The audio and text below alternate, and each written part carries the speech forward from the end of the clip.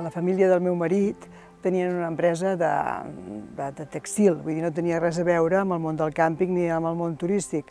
Van ser una sèrie de circumstàncies que els va portar a valorar que tenien un terreny molt ben ubicat, tocant al mar, i que, per què no, podia ser un càmping. Aquest terreny està a Pineda de Mar, justament és un terreny heretat dels avis del meu marit, el seu avi, és el que anava a treballar aquest terreny i que en deien la Sénia de l'avi.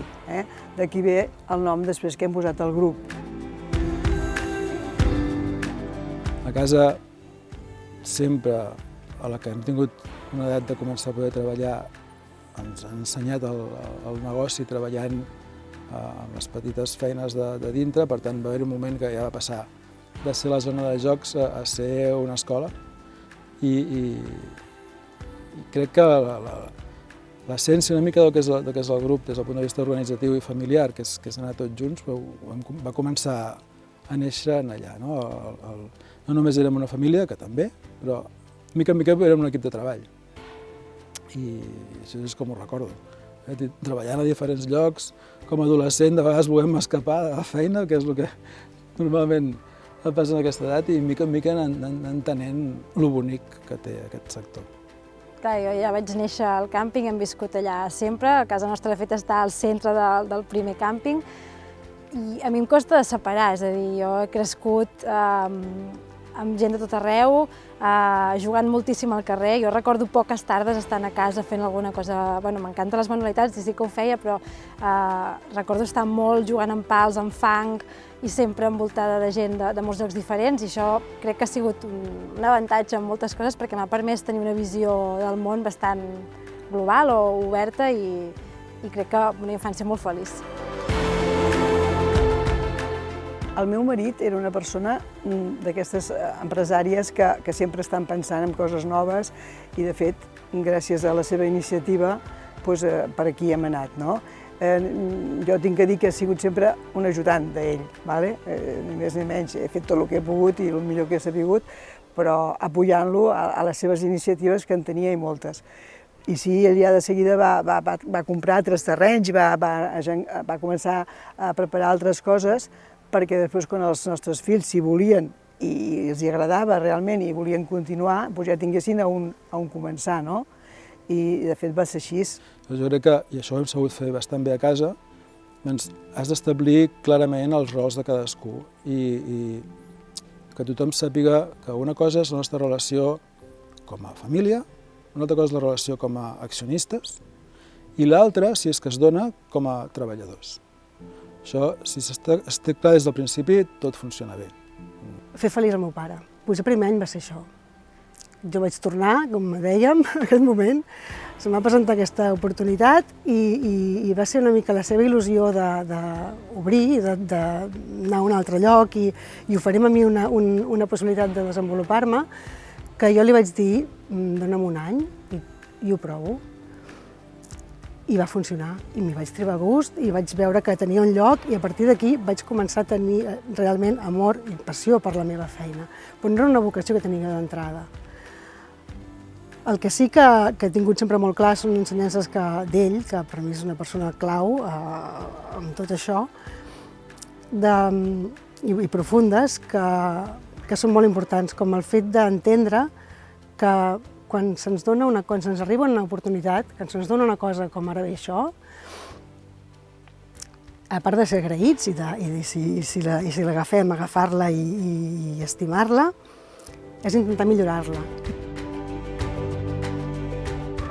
Sobretot jo considero encara avui que és el factor que no hem d'oblidar mai, el factor humà, aquest contacte directe amb els nostres clients. Està bé que ens anem mecanitzant i automatitzant, però no perdre aquest principi, aquest és importantíssim, jo crec, perquè vagi bé el negoci, perquè el client es senti acollit i perquè tu realitzis una feina també que al final també t'enganxa i t'agrada. A mi el que m'agrada quan faig la meva feina és veure la gent marxar feliç. Llavors, per mi el que és important és posar tot el que sigui de la meva banda i motivar el meu equip al màxim perquè això sigui possible. Aleshores, l'important realment és aquell agraïment quan una família marxa i et diu que això ha passat també, que vol tornar a aquelles criatures que se'n van contentes i que han tingut una experiència que respon al que ells esperaven. Ara tenim aquesta vocació de creixement, que crec que segurament continuarà, no sé fins a quin punt.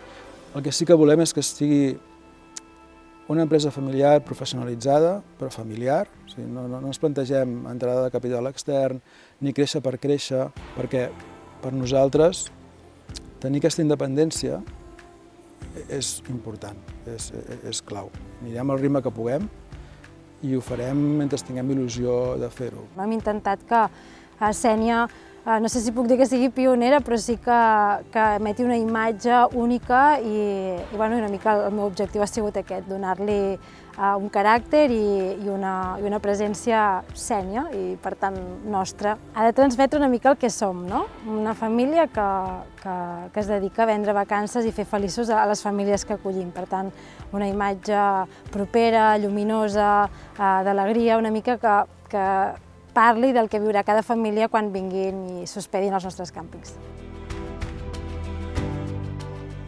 No som molt fans d'actes socials, això no és el que ens importa de les associacions. O sigui, ho veiem útil i necessari, sempre ho ha estat, però crec que cada cop més, perquè l'entorn legal es complica, els càmpings tenim una posició de vegades no ben compresa per les administracions, hi ha problemes de tot tipus, però especialment urbanístics, que si no s'enfoquen des d'un punt de vista de grup no ens en sortim de cap manera.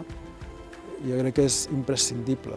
A pesar de que tenim, com tothom, molta feina, amb molt de gust ajudem amb tot el que podem i participem a les associacions. És bàsic. A més, cal dir que a Catalunya tenim molta sort per això. Realment funcionen com en cap altre lloc, almenys del que conec jo, a Espanya. Un dels grans valors del grup Sénia, d'entrada, és que és una empresa familiar catalana i que una empresa que ha sigut capaç de crear el grup de càmpings o la cadena de càmpings més important que hi ha a Catalunya, no? I això té molt de mèrit, no? Perquè són gent que és una família que ha cregut en el territori i que no solament hi ha cregut i ha creat aquesta cadena, sinó que és una cadena que s'està posant al dia de manera permanent, no?